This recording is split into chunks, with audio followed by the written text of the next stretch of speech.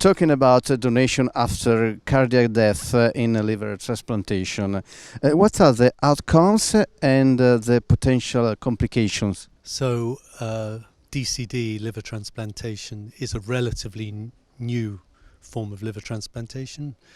We've been doing it for about 20 years.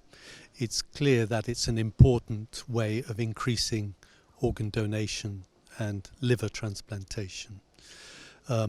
We have seen the development of criteria to select liver, warm ischemic time in the donor, cold ischemic time, the degree of fat within the liver. So we understand some of the risk factors. When the technique was first being used, the outcomes were inferior to those seen with DBD transplantation.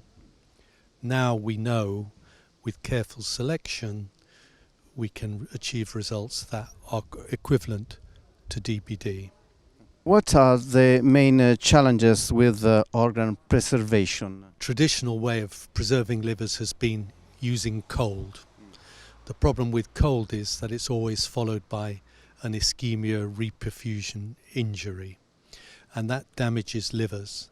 The more marginal the liver, the greater the degree of damage. In the past, we've used surgical experience to select livers. We're now moving into a new era where we use machine perfusion in various ways, either to try and minimize ischemia reperfusion or maybe even to avoid it.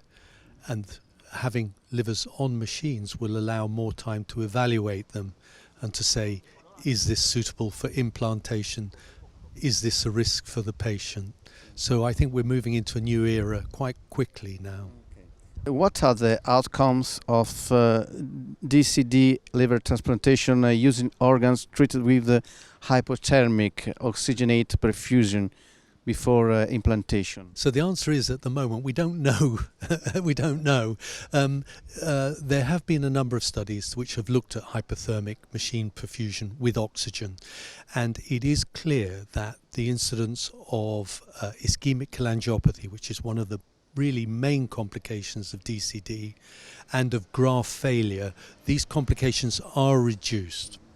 But this has been part of a prospective evaluation and not part of a randomized controlled trial. But the good news is that we now have 2 randomized controlled trials that have completed recruitment, and we should start to get real data of true comparisons. And for me, probably this is the most important thing I've seen over the last 5 years, is the liver transplant community is now doing prospective randomized clinical controls that will provide real data that people can have confidence in when it comes to looking at clinical development and outcomes for improving patient care.